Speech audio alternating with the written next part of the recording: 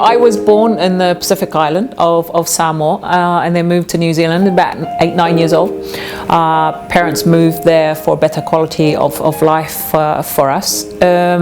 And in our culture, cooking, is something that is instilled in the girls at a very young age, to learn to support the family. So, I grew up around the kitchens, from Samoa to New Zealand, but I loved it for the fact that, it's where all the buzz and the gossip was happening, all the family, would arrive and it would be into the kitchen. And in our culture, it's very rude not to offer someone something to eat and drink when they come to visit, So, my love of being in the kitchen was very natural. I started training as a young chef when I was about 18.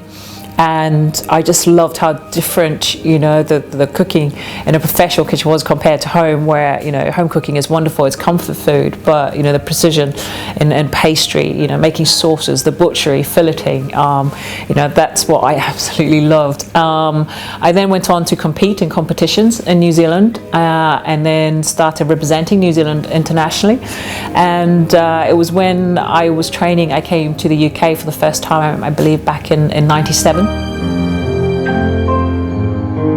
So I sent my CV off to all the restaurants, top restaurants at the time, and Michel Roux Jr. at Le Gavroche was the first to reply, offering me a commis position, which was much lower than where I was cooking at. I was cooking at sort of like chef de partie level, but I needed the experience, so I was willing to do that. And at the Gavroche, it was the most amazing schooling a chef could have, and though I thought I knew a lot beforehand, it was nothing compared to walking through those doors.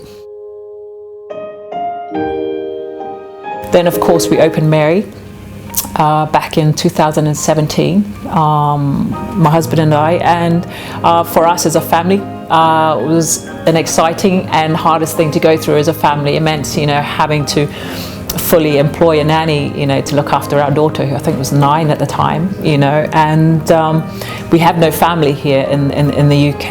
And for me, who always managed to balance work and my role as a mother, suddenly having to step away from that, to focus on the restaurant fully, was really tough.